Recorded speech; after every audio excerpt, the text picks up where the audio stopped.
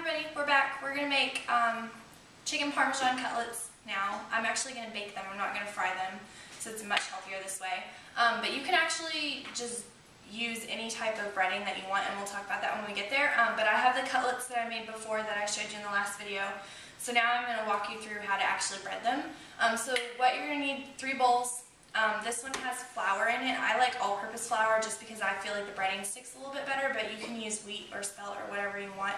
This one has eggs in it, and I actually already cracked them and whipped them together because I didn't want to have to wash my hands while we were doing this. And then this one's going to be for the breading, and I'll show you how to do that. You also are going to need a cooking sheet and then a wire rack, like a baking cooling rack, and you're going to actually stack that in there. That's because when you're baking, you're going to be able to get air up on the bottom of the chicken, and the breading's actually going to stick instead of becoming soggy and coming off since we're baking. You need some sort of cooking spray. I have olive oil spray right here. You can use canola, you can use a misto, you can use anything that you want. That's what I'm going to use. And then we'll talk about the breading. So I'm going to use breadcrumbs. If you are gluten intolerant, you can use just crushed nuts, like almonds are really good. And then you can, of course, use a gluten-free flour, or you can use oats, just grind them up in your food processor. You can buy almond meal. You can make your own breadcrumbs from scratch. Anything that you want for breading. And like I said, we're doing chicken Parmesan today, so we're going to use regular breadcrumbs. And I always buy the regular plain breadcrumbs as opposed to Italian seasoned, because the Italian seasoned just have extra salt in them, and I prefer to season them myself without the extra salt. So we're going to pour breadcrumbs in this bowl. And you're going to pour a generous amount because we have really big breasts that we're working with today, but we're not going to use all of the breadcrumbs either, so just be aware of that. Then I'm going to season with a couple of different things. This is parsley flakes, and like I said, I'm using plain breadcrumbs, so I want to add a lot of flavor to them. So we got some parsley flakes. I'm going to add some garlic gold. You can use garlic powder too. I just happen to have these and I really like them. So go a little heavy-handed on the garlic. Then I'm going to use a little bit of onion powder. I cook everything with onions, so I like the flavor. But I'm not going to put nearly as much as I did the other 2 seasonings. And then I'm going to add Italian seasoning. This is actually brand new. And like I said, I would rather just season them myself than buy the ones that are seasoned in the store. And I'm going to go a little heavy on this too because I like Italian seasoning. I'm not adding salt. There's already salt in the breadcrumbs, and we're going to put pasta sauce and cheese on top, so there's salt in that. But you can add salt if you want. And then I'm going to add just a little bit of grated Parmesan to this.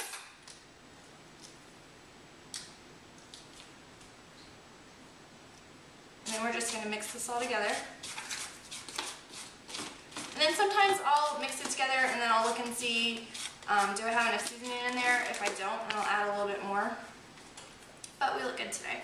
And then also I added a little bit of black pepper to the flour. You can really add any seasoning that you want to the flour. You don't have to add anything. I like to add the pepper because I feel like it gives it a little bit more flavor.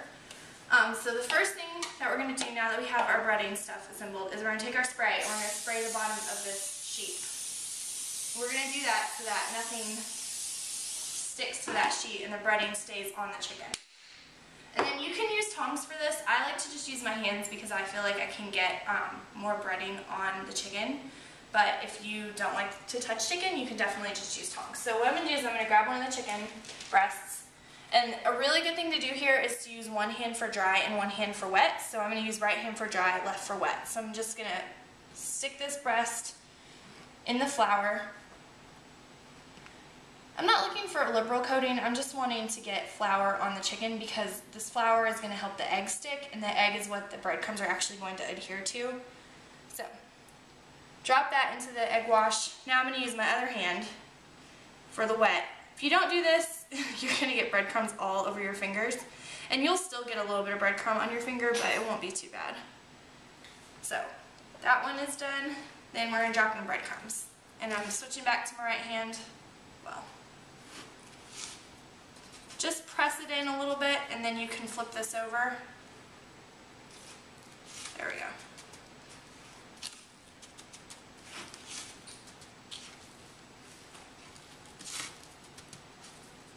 Now, some people will double batter. I don't do that because I think it gets really, really messy, and I just feel like one layer is enough, but if you want to double batter them, then go ahead and run it back through the egg wash and then run it back through the breadcrumbs again, and you'll get more crust on it.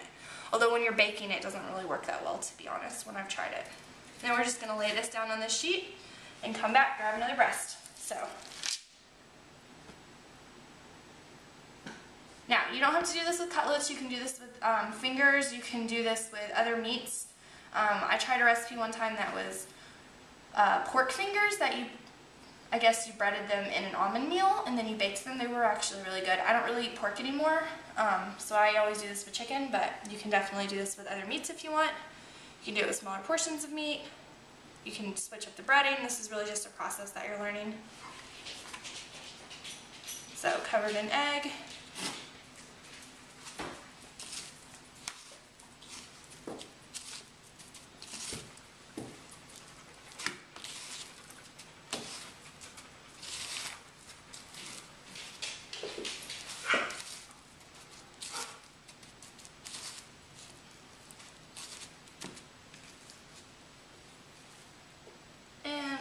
The sheet. And since I have such big breasts, I'm probably going to have to play around with the configuration of the sheet a little bit, but we'll figure that out in a second.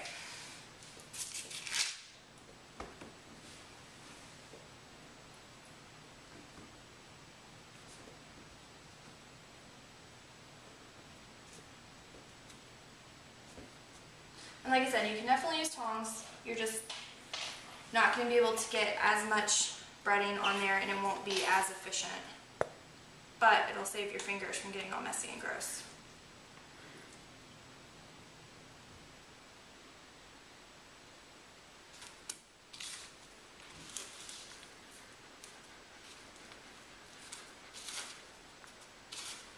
That's Carrie that you hear breathing very dramatically, if you can hear that.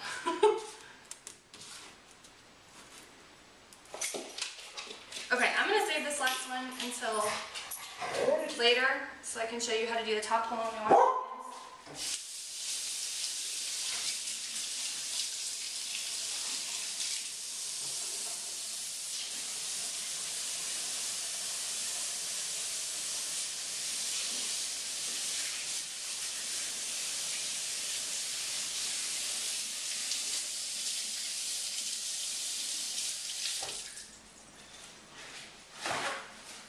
Okay, my oven is set on 375, and I'm going to actually put some pasta sauce and some cheese on top of these and bake them that way. You can bake them without and then add it at the end if you want. I like to do it this way because I think it gets a little bit saucier and it tastes a little bit more like you cook the chicken in the sauce all day. So I just have regular pasta sauce. Just going to grab some and just put a little bit on top here.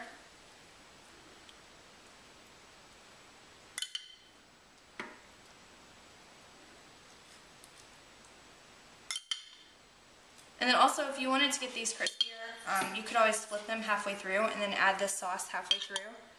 And that would get them a little bit crunchier than doing it this way. Or if you didn't have the cooling rack underneath the chicken. And then once we have that in there, we're just going to add a little bit of mozzarella cheese. You can add mozzarella, you can add Parmesan, you don't have to add cheese, it's up to you. I'm using mozzarella today. And I'm just going to sprinkle a little bit on top here. And this is going to melt into the chicken, just like a regular chicken Parmesan would. And instead of pasta today, we're going to eat this with vegetables. I'm going to saute up some squash, and I'm going to eat asparagus, Matt will eat broccoli. And so we're going to do it pasta free since we already have, you know, some breading on the chicken, so we don't have too much starch or carbs. So that's how to make chicken cutlets, or I guess chicken Parmesan cutlets. Thank you guys for watching.